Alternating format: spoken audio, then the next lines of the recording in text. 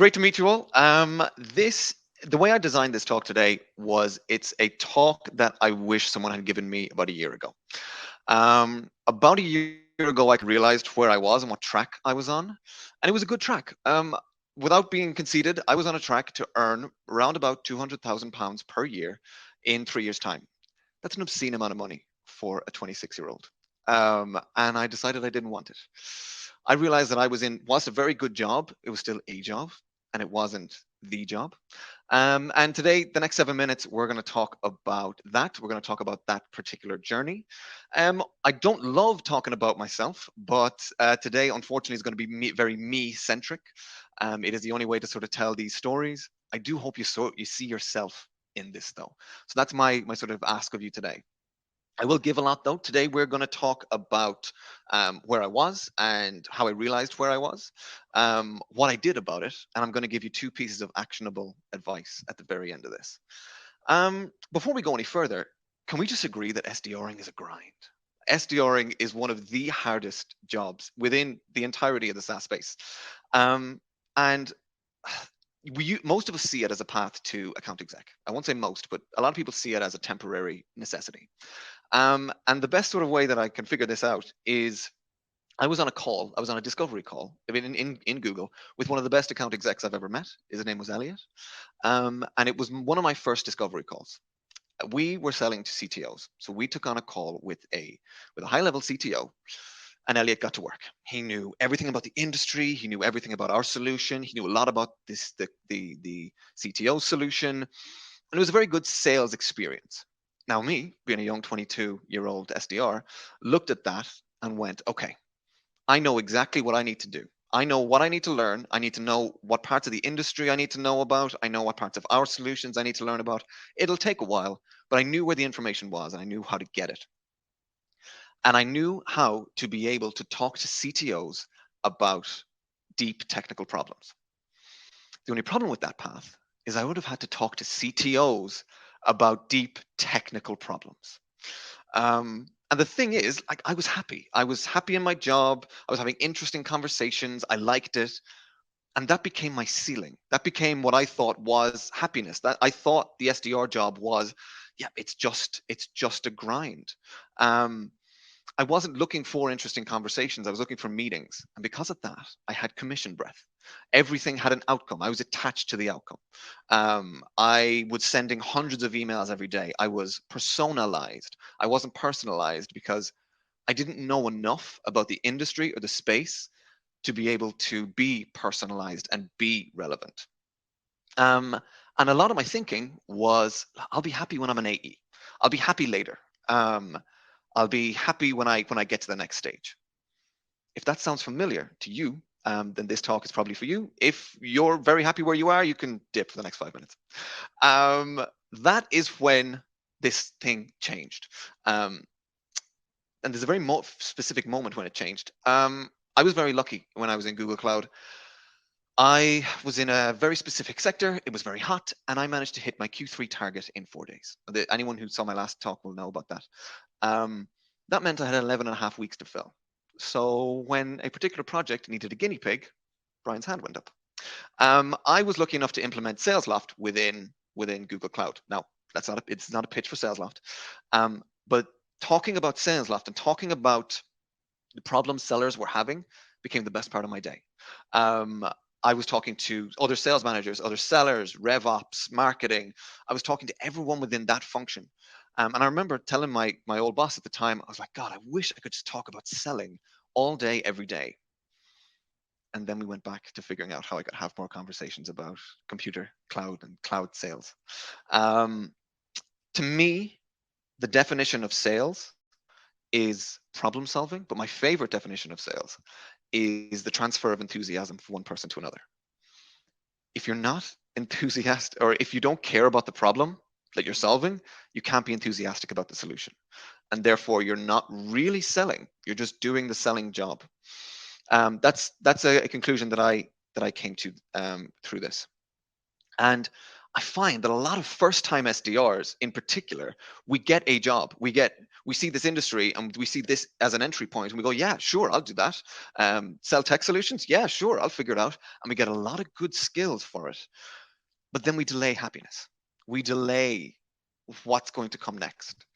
And that's where I found myself. And I decided to do something about it. In this next section, then, if I'm not happy with who I'm talking to, well, who do I want to talk to? And I made a list of all my favorite people to talk to. It was very one part of the business centric. It was salespeople, other SDRs, sales ops, marketing, etc. There was HR in there too. There was even legal people.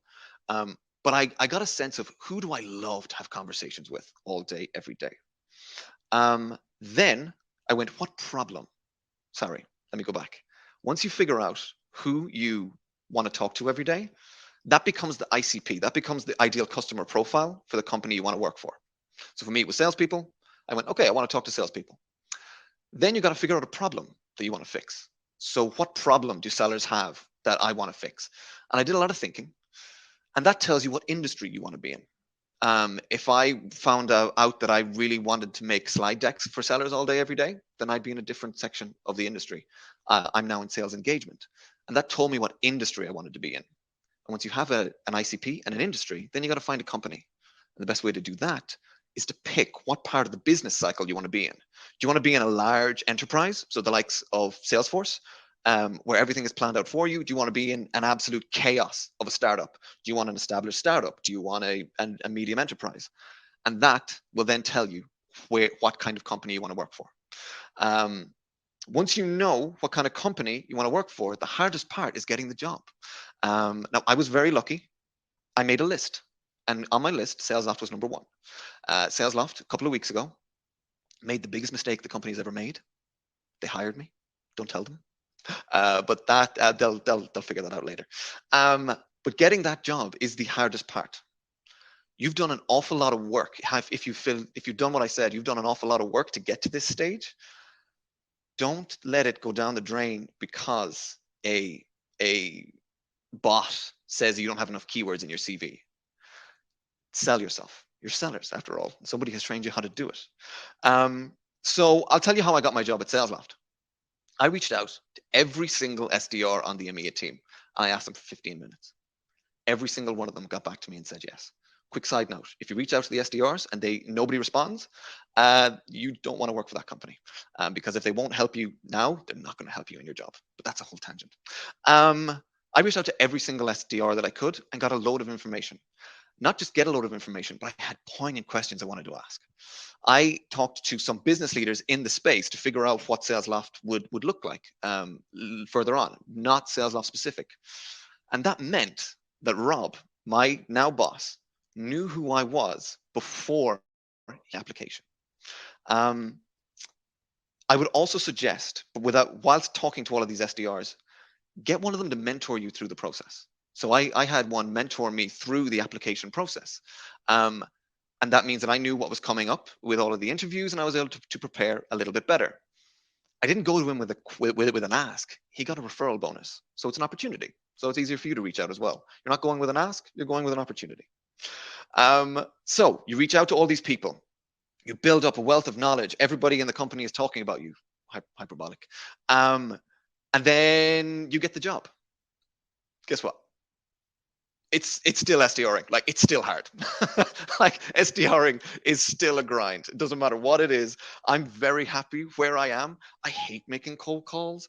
People don't watch my videos. Or when I say people don't watch my videos, you could spend 20 minutes making a video and then realize it hasn't been watched.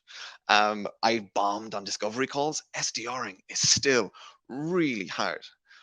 But now, when I call somebody and they say, we don't have that problem, that's not a pain that we have, I don't immediately go to the objection handling notes that sales enablement tried to give me. You lead with curiosity and you go, wait a minute. Either you don't have sales engagement or you don't know that this is a pain, because I didn't have sales engagement and I didn't know that was a pain. And now I'm a seller. I'm not just repeating what people are doing.